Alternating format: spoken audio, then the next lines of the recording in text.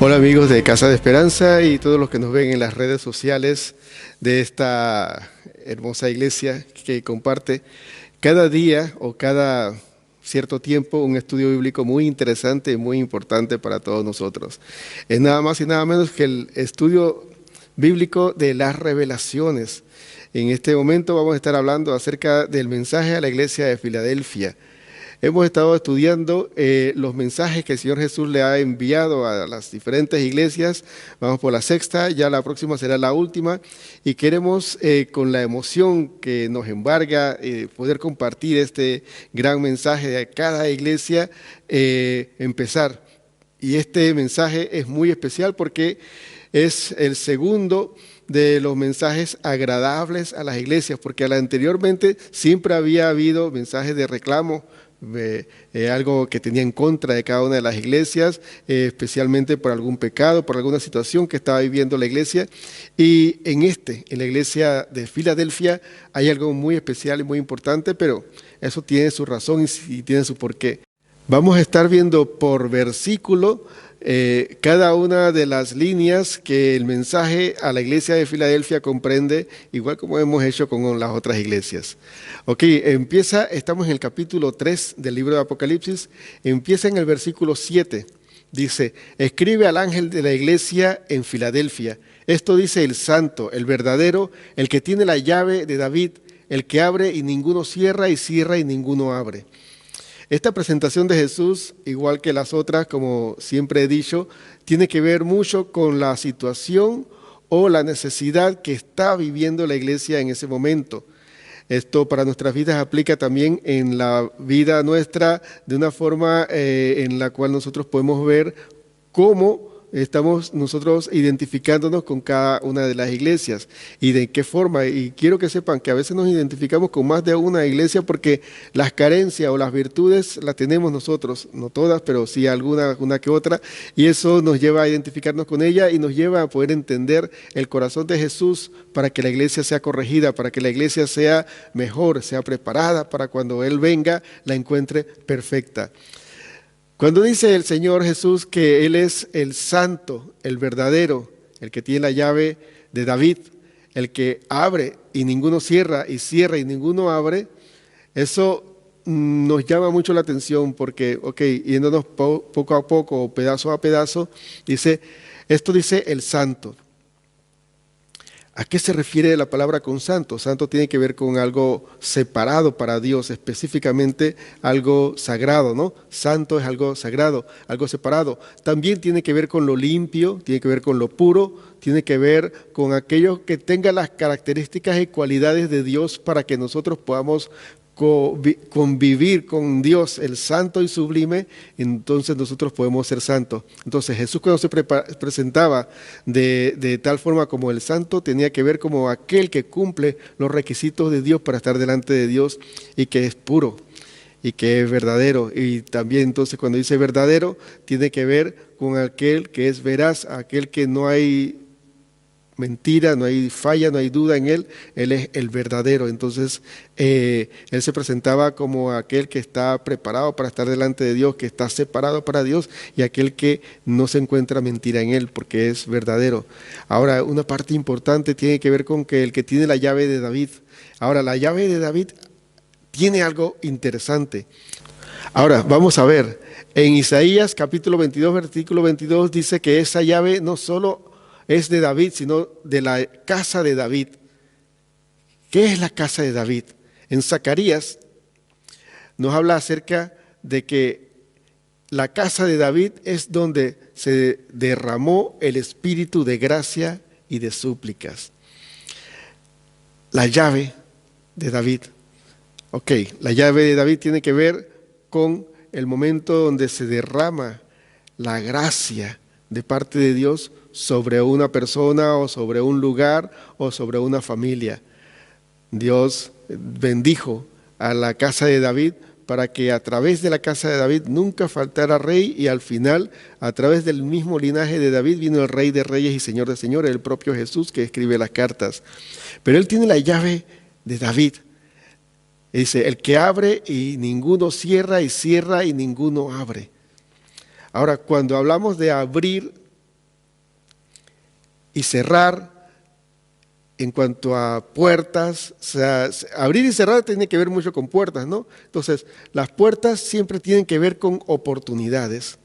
Tienen que ver con oportunidades que se nos presentan delante de nosotros para aprovecharla, o cuando se cierran oportunidades delante de nosotros para poder nosotros evitar alguna situación que no esté bien para nuestras vidas. Vamos a ver un par de versículos que habla acerca de las puertas. Ok. Vamos a ver, aquí va a estar. 1 Corintios capítulo 16, versículo 9 dice, porque se me ha abierto una puerta grande para el servicio eficaz y hay muchos adversarios. En 2 Corintios capítulo 2, versículo 12, dice, cuando llegué a Troas para predicar el evangelio de Cristo y se me abrió una puerta en el Señor.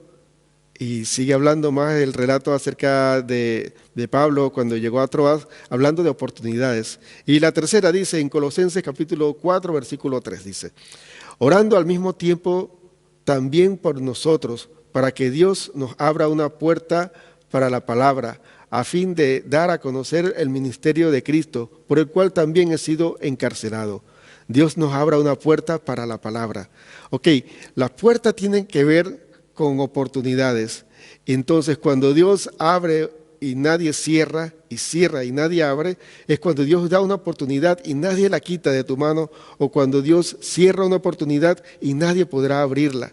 Se trata de que cuando estamos nosotros cuidados, pero mejor dicho, estamos bajo el cuidado de Dios, nosotros podemos estar seguros de que cada oportunidad que Dios pone al frente nuestro es una puerta abierta que Él abrió. Y cada oportunidad al frente nuestro que se cierra es una puerta que se cierra. Es una oportunidad que se cierra, es una complicación o un problema que Dios evita para nuestras vidas. Y entonces cierra esa oportunidad o cierra esa puerta. Pasamos entonces al versículo 8 que sigue la misma temática de puertas abiertas y cerradas. Dice, versículo 8 del capítulo 3 del libro de Apocalipsis, yo conozco tus obras. He aquí he puesto delante de ti una puerta abierta, la cual nadie puede cerrar, porque aunque tienes pocas fuerzas, has guardado mi palabra y no has negado mi nombre. En cuanto a puertas abiertas y cerradas, la puerta que Dios ha puesto delante de nosotros es lo que acabamos de explicar, que viene del versículo 7, porque Él es el que abre la puerta y nadie puede cerrar. Entonces dice que Él ha puesto delante de la iglesia de Filadelfia una puerta abierta que nadie podrá cerrar. Porque el detalle importante ahora que vamos a aclarar aquí es porque aunque tienes poca fuerza, has guardado mi palabra y no has negado mi nombre. Cuando se habla de guardar la palabra de Jesús, se habla acerca de cumplir, habla de aplicar la palabra a tus vidas y se trata de obediencia, básicamente. Vamos a ver un par de versículos también que apoya esta parte o que nos aclara el concepto de guardar, porque decía el Señor Jesús a la iglesia, porque aunque tienes poca fuerza, has guardado mi palabra. Ok, guardar. Vamos a ver, aquí Juan capítulo 8, versículo 51 dice, en verdad os digo que si alguno guarda mi palabra, no verá jamás la muerte. O sea, garantiza la vida eterna.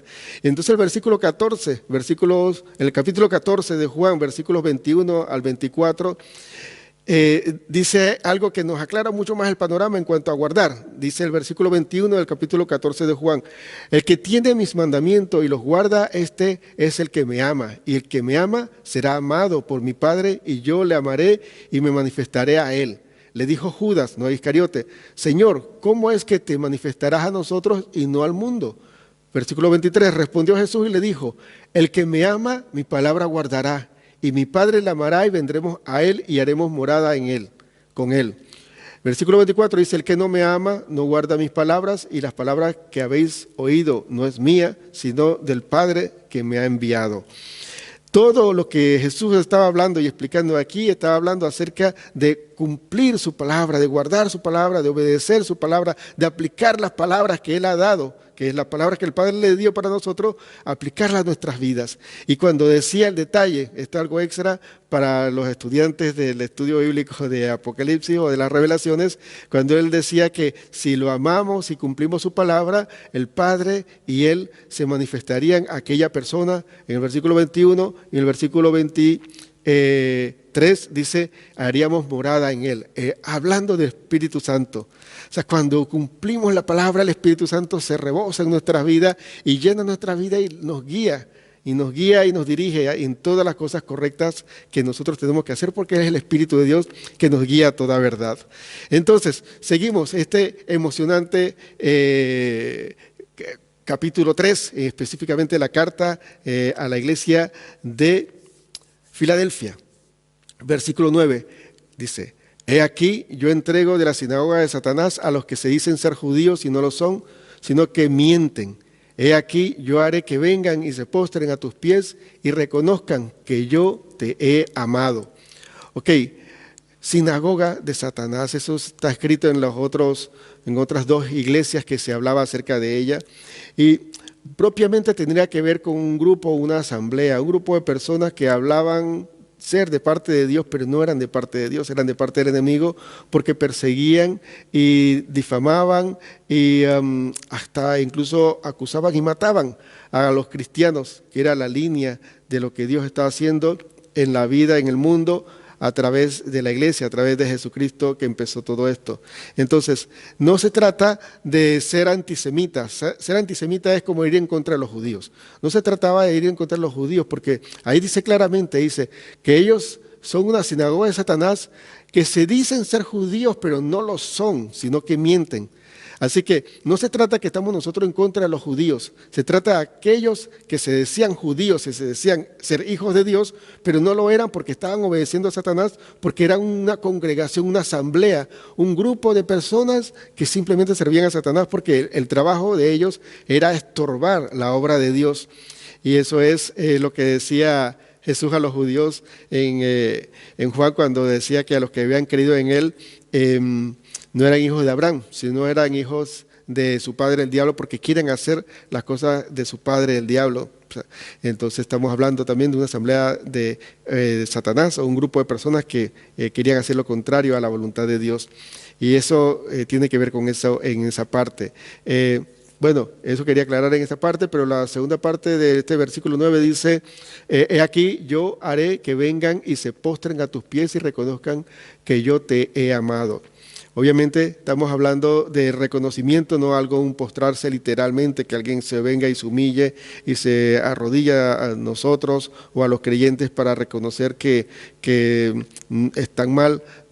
Mira, basta con una conversión, basta con que simplemente admitan que hay que seguir los caminos del Señor, porque tanto nosotros podríamos estar equivocados en algunos conceptos, en algunas cosas, y tenemos que siempre ser humildes delante del Señor y reconocer que dependemos de Él 100%, y tampoco llegar a permitir que literalmente alguien se venga y se postre a los pies, pero era simplemente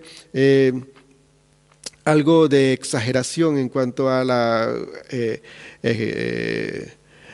composición literaria en este aspecto, pero el significado era prácticamente eso mismo, que reconozcan que ellos están mal y el Señor se va a encargar de eso. Y esa es la parte importante, que la venganza es del Señor. Y se trata es de que Él es el que defiende la causa principalmente, y no nosotros estar tratando de defender lo que el Dios Todopoderoso pueda hacer cuando Él quiera, cuando le apetezca. Versículo 10. Por cuanto has guardado la palabra de mi paciencia, yo también te he guardado de la hora de la prueba que ha de venir sobre el mundo entero, para probar a los que moran sobre la tierra. Aquí habla, según muchos intérpretes de la ley, sobre el arrebatamiento o el rapto, que es interpretado en este aspecto como que sea antes de la tribulación. Hay varias corrientes teológicas que hablan acerca de cuándo será el arrebatamiento de la iglesia, el rapto. O sea, que cuando dice el pasaje que nosotros seremos levantados a los cielos y el Señor vendrá por nosotros y la iglesia será alzada y nos iremos al cielo con Él, habla del rapto o del arrebatamiento de la iglesia, que son palabras que literalmente rapto no aparece en la Biblia, pero se entiende de esa forma. Entonces, cuando se habla de eso, se habla de un momento en el cual la iglesia, los que amamos al Señor Jesús y tenemos al Señor Jesús en nuestro corazón y le obedecemos, seremos levantados en las nubes y seremos librados de este momento de gran tribulación. Algunos dicen que será en 7 años la gran tribulación y en los 3 años y medio la iglesia será levantada. Y hay otros que dicen, otra corriente que dice que al final de los 7 años de gran tribulación la iglesia será levantada y será llevada al cielo con el Señor Jesús. Yo en lo parte personal soy de los que piensan que seremos arrebatados de la gran tribulación. Ahora no hemos vivido gran tribulación. Lo que estamos viviendo hoy en el nivel global es principio de dolores.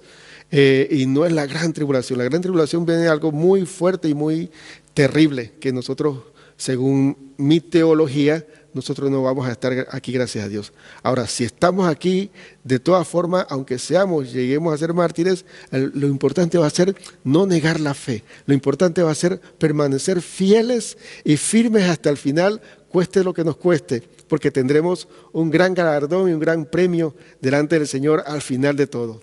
Así que ánimo a todos, el Señor nos fortalezca y que Dios quiera que en realidad sea, en base a la teología que manejo, que el rapto de la iglesia, el arrebatamiento de la iglesia, que sea antes de la gran tribulación para no vivirla. Pero si no es así y Dios lo tiene establecido de otra forma, que el Señor nos guarde, nos cuide y nos fortalezca en esos tiempos de gran angustia. Ok, el versículo 11 dice, he aquí yo vengo pronto, retén lo que tienes para que ninguno tome tu corona. ¿Qué sucede con esto? Hay corrientes de las cuales dicen que uno cuando es salvo ya no requiere de más nada, que salvo es salvo para siempre. Alguna otra teología dice que la salvación se pierde, que hay que cuidarla. Hay versículos que sustentan cada una de las partes. Uno de la predestinación, que simplemente hemos sido predestinados para ser salvos y hagamos lo que hagamos, seguiremos siendo salvos. Y otros que dicen que nosotros tenemos que cuidar nuestra salvación porque esto no podemos perderlo, ya que Cristo le costó la cruz y es una salvación tan grande. Lo que dice aquí es lo que se lee también en el mensaje de la iglesia anterior, donde decía que no borraré tu nombre del libro de la vida, donde sería una interpretación de que la salvación se pierde. Y aquí donde dice, y yo vengo pronto, retén lo que tienes para que ninguno robe tu corona, habla también acerca de perder privilegio y perder tesoros que Dios nos ha dado, y especialmente el tesoro más grande es el de la salvación. Yo prefiero creer que la salvación se pierde para cuidarla con todo mi corazón y con toda mi alma. Porque así mismo como uno no puede confiarse de un matrimonio porque dice, no pasa nada, y echarse a dormir, puede perder su matrimonio, uno puede perder empresa, puede perder muchas cosas en su vida, y yo no quisiera perder esa corona de gloria, yo no quisiera perder ese gran privilegio que Dios me ha dado para yo disfrutar de su presencia. Así que hay que retener lo que tenemos. ¿Qué tenemos? La salvación. ¿Qué tenemos? Los dones y los talentos. ¿Qué tenemos? Esta habilidad, esta capacidad de hacer algo, de compartir el mensaje, de llevar la palabra. Yo quiero retenerlo, quiero mantenerme en ello para que nadie se lleve mi galardón, porque yo quiero estar delante del Señor con mucho gozo y alegría, con mucha satisfacción, escuchando que el Señor me dice, bien, buen siervo fiel, en lo poco has sido fiel, en lo mucho te pondré, entra en el gozo del Señor. Eso es lo que yo quiero escuchar. Por eso es que voy a retener lo que Dios me ha dado para que nadie me lo robe. Versículo 12 dice, al que venciere yo le haré columna en el templo de mi Dios y nunca más saldrá de allí, y escribiré sobre él el nombre de mi Dios y el nombre de la ciudad de mi Dios, la nueva Jerusalén, la cual desciende del cielo de mi Dios, y mi nombre nuevo. Filadelfia fue azotada en aquellos tiempos, años anteriores, de cuando se escribió este mensaje, por un terremoto muy fuerte donde todo quedó escombro, excepto las columnas de los edificios más grandes e importantes, incluso de algunos templos.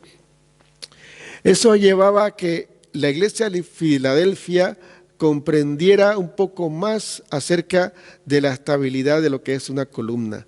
Porque cuando dice el Señor en su mensaje, al que venciere le haré columna en el templo de mi Dios, significa que va a ser algo muy firme y muy estable, que aunque venga un terremoto, no se va a caer, no se va a derrumbar, no se va a derribar, va a quedar firme, porque eso es la referencia que tenían ellos. Las columnas quedan firmes, y al que venciere quedará firme en la presencia de mi Dios, en el templo de mi Dios. Y eso es un gran privilegio. O sea, a los vencedores Dios nos dará la estabilidad de estar firmes hasta el final. Y eso para nosotros es mucha alegría. También dice, y nunca más saldrá de allí. Y esto es uno de los privilegios más grandes que hay, que el salmista decía en el Salmo 23, en la casa de Jehová moraré por largos días. Es estar en la eternidad con Dios, es estar permanentemente con Él, y eso es lo más maravilloso que puede haber en nuestras vidas, estar en la presencia de quien me ama, de quien dio su vida por mí y de quien en todo momento tuvo paciencia y guiándome hasta que al final estuviera con Él en la eternidad. Dice, y escribiré en Él, en el que venciere, el nombre de mi Dios y el nombre de la ciudad de mi Dios. Ahora, eso me recuerda a mí un poco, es aquellos ganados, aquellos animales que uno tiene. Hay animales que uno tiene para su cría propia y hay animales que uno tiene para la venta. Estoy hablando de aquellos que crían animales de ganadería. Y los que uno tiene en lo personal, uno le pone su sello al animal. Me acuerdo que es como un hierro caliente y se sella en el muslo de ese animal y dice, es propiedad de la finca Manfredo, propiedad de la finca Bustamante, la finca es del nombre Rodríguez, qué sé yo, cualquiera, Pérez. Y ya ese es un sello que dice, a donde está este es sellado, este es parte de esta finca. Y esto lo que Dios nos ofrece es que nos sellará en su propiedad, de siempre tendremos nosotros la marca indeleble, la marca que nunca se borrará, de que pertenecemos a Dios, de que somos parte de su reino, que somos parte de su congregación. Nos da sentido de propiedad, de pertenencia, de permanencia, de que siempre estaremos con Él. Y así es como cierra con el versículo 13, como siempre, el que tiene oído, oiga lo que el Espíritu dice a las iglesias. Eso es algo que yo he repetido y he dicho muchas veces. El sentido de esta frase tiene que ver mucho con que si tú tienes sentido común, presta atención a lo que está sucediendo. Si tú tienes sentido común,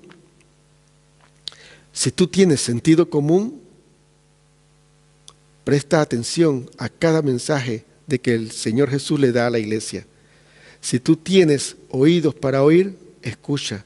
Si Dios te ha dado la capacidad de entender, de comprender, hazlo. Porque Dios te está hablando a ti a través de cada uno de los mensajes a cada una de las iglesias. Dice claramente, el que tiene oído, que oiga lo que el Espíritu dice a las iglesias. A las iglesias, todos los mensajes a cada una de las iglesias también es con nosotros.